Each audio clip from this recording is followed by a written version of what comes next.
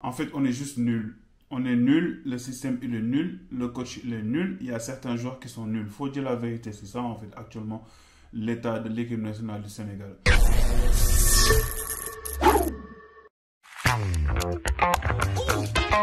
Salam les amis, j'espère que vous allez bien. Bah écoutez, moi je vais pas bien de mon côté. Pourquoi je vais pas bien?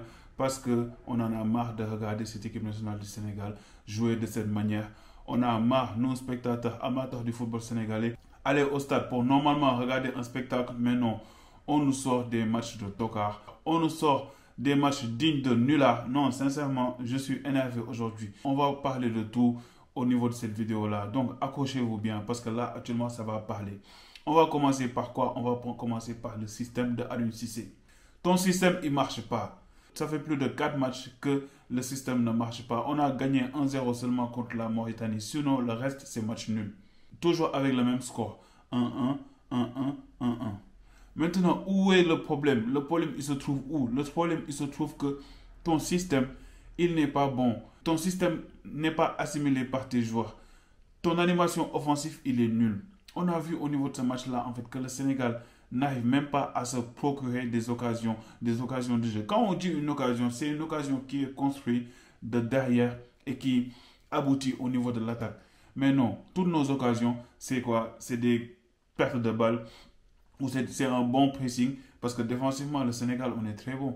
Sauf que toujours à la fin, on se fait rattraper. Maintenant, pourquoi? Le pourquoi du comment, le toujours c'est comme ça et tout. C'est ça qu'on va essayer de parler au niveau de cette vidéo-là. Moi, en tout cas, mon avis par rapport à ce système-là, il est simple. Ce système n'est pas fait pour le Sénégal. Ce système n'est pas adapté aux joueurs. Les pistons, ce n'est pas des vrais pistons. Habib Diarra, ce n'est pas un vrai piston. Ismaïla Sarr, il ne se réjouit pas à jouer piston. Même ton leader, Sadio Mané, il dit carrément en fait qu'on a un problème de système. On a un problème de système. Mais maintenant, change ton système. La CAN 2021 a joué avec un 4-3-3 classique.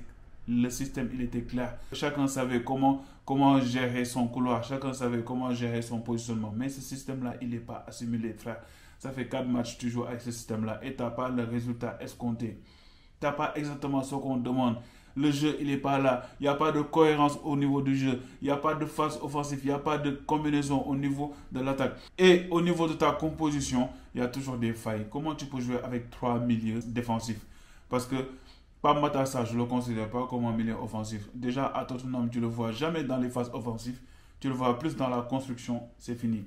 Maintenant, comment tu peux animer quelque chose avec 3 milieux? Tu rentres avec 3 milieux, pour moi, qui sont plus défensifs qu'offensifs. Gana Gueye, Pape Gueye, Pape Matar Sarr. Qui va aider les attaquants qui sont à haut? Nicolas Jackson et Sadio Mané, ils se sont débrouillés tout le match. Tout le match, ils se sont débrouillés. Maintenant, déjà, donc là, actuellement, tu as un joueur comme Iliman Ndiaye qui est d'or et tu ne le fais pas jouer. Pourquoi? Parce que tu te dis que peut-être ce n'est pas un joueur de ton système. Alors que Iliman Ndiaye, il est parfait avec ce genre de système-là. Si tu veux jouer avec ce système-là, Iliman Ndiaye, il est parfait en 10. Mais non, tu ne le fais pas jouer. Tu attends jusqu'à la dernière minute, 8 minutes de jeu pour Iliman Ndiaye. S'il te plaît, Aliou Cissé, respecte les gens. Nous, on te respecte, on t'a donné notre équipe nationale. Tu nous as ramené la coupe. Mais respecte-nous en retour. Les supporters, ils sont là. On est tous furieux. On t'a hué. Mais c'est normal. Parce que ce que tu produis, c'est insuffisant. C'est insuffisant. On va parler du deuxième point, le jeu. Il n'y a pas de cohérence au niveau du jeu. Le jeu sénégalais, c'est quoi? Sincèrement, au niveau de ce match-là, qu'est-ce qu'on a joué? Offensivement, qu'est-ce qu'on a apporté? Ne me dites pas que c'est les transitions rapides, c'est le fait de récupérer la balle et tout. Non. Moi, je pense qu'Aliou Cissé, son système de jeu, il est simple. Quand on marque en premier, on te laisse la balle.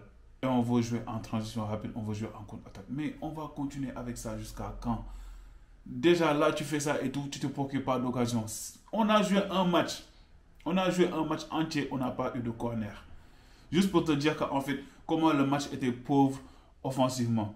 Frère, tu joues un match entier, tu n'as pas de corner. Donc ça veut dire que toi, toute ton animation offensive, elle a été pauvre. Elle a été pauvre dans le sens où tu joues à un système de 3-5-2. Normalement, ton système de 3-5-2, il doit t'amener quelque chose offensivement. Offensivement, tes pistons, ils doivent jouer un rôle.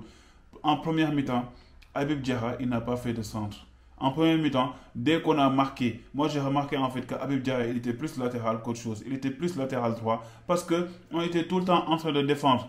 Le 4-4-2 qu'il a dit lors de sa conférence de presse, il a dit que en défense, le Sénégal jouait en 4-4-2. Mais c'est clair, c'est ça, tout le monde l'a vu en fait. Tout le monde a vu qu'en défense, tout le monde a vu qu'en phase défensive, on était en 4-4-2. Maintenant, en phase offensive, qu'est-ce qu'on a apporté dans ce match-là? À part le bon pressing de Nicolas Jackson, qui a encore une fois fait un bon match, même s'il a raté beaucoup d'occasions. Moi, Nicolas Jackson, je ne vais pas cracher dessus parce qu'on sait tous que Nicolas Jackson, ce n'est pas un serial killer, ce n'est pas un buteur. Même s'il pouvait marquer, contribuer au niveau offensivement en fait sur les buts, mais il a fait un très bon match. Pour moi, j'ai plus vu Nicolas Jackson que Sadio Mané dans ce match-là. Nicolas Jackson, il a plus joué que Ismaïla Sarr. Et pourtant, Nicolas Jackson, c'est l'un des joueurs actuellement les plus critiqués, mais pourtant, il a fait un bon match, même s'il a fait des ratés. Mais le problème n'est pas là-bas. Moi, le problème côté sénégalais, c'est quand on marque le premier but. C'est ça mon problème. Quand on marque le premier but, nous doyal en fait. Dès qu'on marque le premier but, c'est fini. Pour nous, le match, il est fini. Et à chaque fois, c'est comme ça qu'Aliou Cissé se fait piéger. À chaque fois, c'est comme ça qu'Aliou Cissé se fait piéger. Contre Côte d'Ivoire, c'était la même chose. Contre RDC, la même chose. Normalement, dans tes phases offensives, normalement, dans tes temps forts, tu dois marquer des buts. Mais sauf que le Sénégal, dès qu'on marque 1-0, c'est fini. On ne fait que défendre. On ne produit pas de jeu offensif. Le jeu offensif, il est nul. On attend seulement les failles de l'adversaire et on procède en contre-attaque ou en transition rapide. Mais quand tu joues en contre-attaque et que tu as que Nicolas Jackson et Sadio Mané en attaque, et que tu as que Nicolas Jackson et Sadio Mané, tu dis à tes milieux de terrain de ne pas apporter offensivement. Comment tu peux marquer? Tu dis à tes pistons en premier mi-temps de ne pas avancer. En deuxième mi-temps, tu vois que la plupart de tes joueurs ils sont cramés. Offensivement, tu n'apportes rien au niveau de l'équipe. Tu ne prends pas des initiatives pour apporter un plus offensivement. Non, non, toi tu veux rester dans ton système. Toi tu veux garder ton noyau. Toi tu veux garder ton système défensif de 4-4-2 et tu veux gagner des matchs. Là, actuellement, on a un problème. On a un problème. Je ne sais pas si c'est un problème de discours. Je ne sais pas si c'est un problème de joie. Je ne sais pas si c'est un problème de coach. Mais ce qu'on voit au niveau de cette équipe nationale-là, c'est que, faut se dire la vérité, il y a des joueurs, ils ont vraiment un problème physique. Il y a des joueurs actuellement, ils n'ont plus 90 minutes dans les jambes. Sadio Mané, il n'a plus 90 minutes dans les jambes. Sadio Mané, c'est plus le joueur virevoltant. Sadio Mané, c'est plus le joueur physique qu'on connaissait avant. Sadio Mané, c'est plus le joueur en fait qui a cette vivacité-là. Sadio Mané, il joue maintenant arrêté. Je suis désolé, ça fait mal de le dire, mais c'est la triste vérité. Sadio Mané, il joue arrêté. Il ne peut plus gagner ses duels. Là, actuellement, il y a un joueur qui est frais, qui est prêt physiquement, c'est Nicolas Jackson. Il y a un deuxième joueur qui est très fort techniquement et qui est prêt, mais il est sur le banc, c'est Iliman Ndiaye. Iliman Ndiaye, il doit jouer ce genre de match-là. Il doit vraiment jouer ce genre de match-là. À la 60e minute, tu fais sortir Ismaïla Sarr, tu mets Iliman Ndiaye à sa place. Tu changes le système, tu joues en 4-3-3, tu joues en 4-2-3-1, je ne sais pas, mais tu changes le système. Parce qu'on voit carrément au niveau du match, on était plus sur une défense à 4 que sur une défense à 5 ou sur une défense à 3. Au niveau de ce match-là, moi, même au niveau de l'animation offensive, je n'ai pas vu une défense à 3. Parce qu'Abdou Diallo, il était collé au niveau de la ligne comme en latéral. Donc moi, je ne comprends pas en fait son système. Le système qu'il veut nous vendre là et tout, on ne le comprend pas. Au niveau de ce match-là, on ne l'a pas vu. Franchement, on souffre. Actuellement, on souffre. Le Sénégalais, il souffre. Et c'est Aliou Cissé qui nous fait souffrir. Je suis désolé, c'est Aliou Cissé qui nous fait souffrir. Et c'est certains cadres aussi qui nous font souffrir. Parce que moi, je ne comprends pas, en fait. Il y a des joueurs... Je ne vais même pas m'attarder sur l'individualité de certains joueurs. Mais il y a des joueurs vraiment, physiquement, leur niveau, il est vraiment en dessous de ce qu'on attend d'eux. Si tu vois au niveau de l'équipe nationale du Sénégal, si tu prends ligne par ligne, il y a un joueur défensivement qui est toujours au top de sa forme, qui joue en Arabie Saoudite, mais actuellement qui performe toujours. C'est Kalidou Koulibaly. Si tu prends un milieu de terrain, Gana Gueye, il est en dessous de ses performances. Nampalys Mendy, sincèrement, c'est plus le Nampalys Mendy de l'année 2022. Donc moi, je ne comprends pas pourquoi on continue à nous forcer Nampalys Mendy.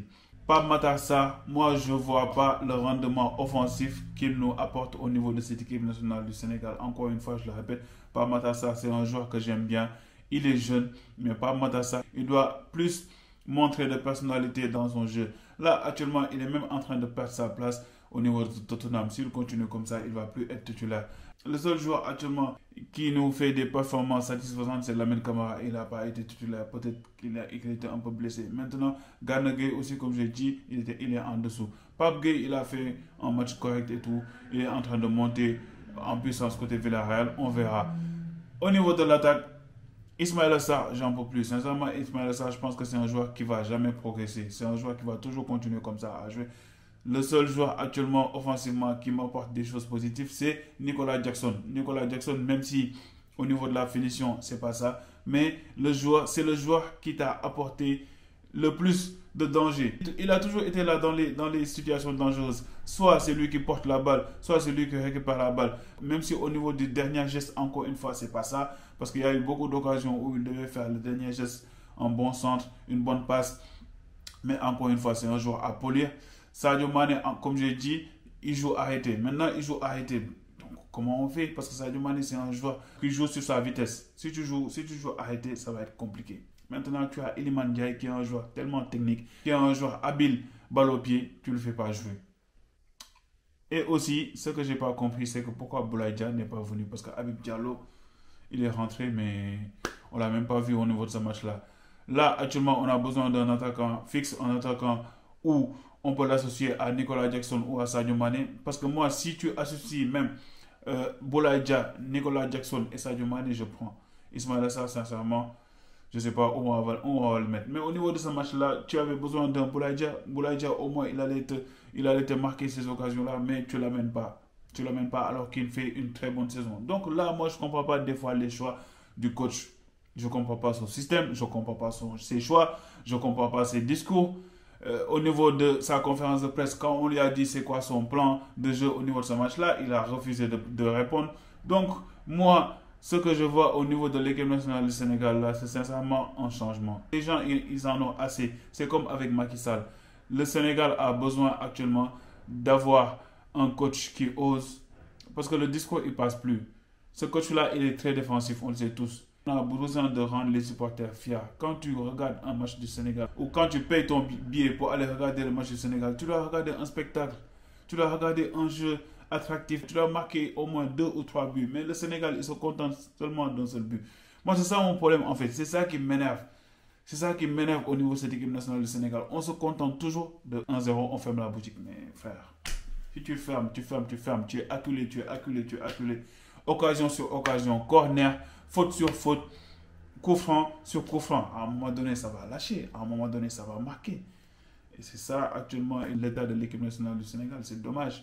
C'est dommage. Il y a certains joueurs actuellement qui n'ont plus le niveau. Il y a certains joueurs qui sont plus titulaires dans leur équipe. Donc pourquoi tu les appelles? Il faut vraiment changer quelque chose au niveau de cette équipe nationale-là.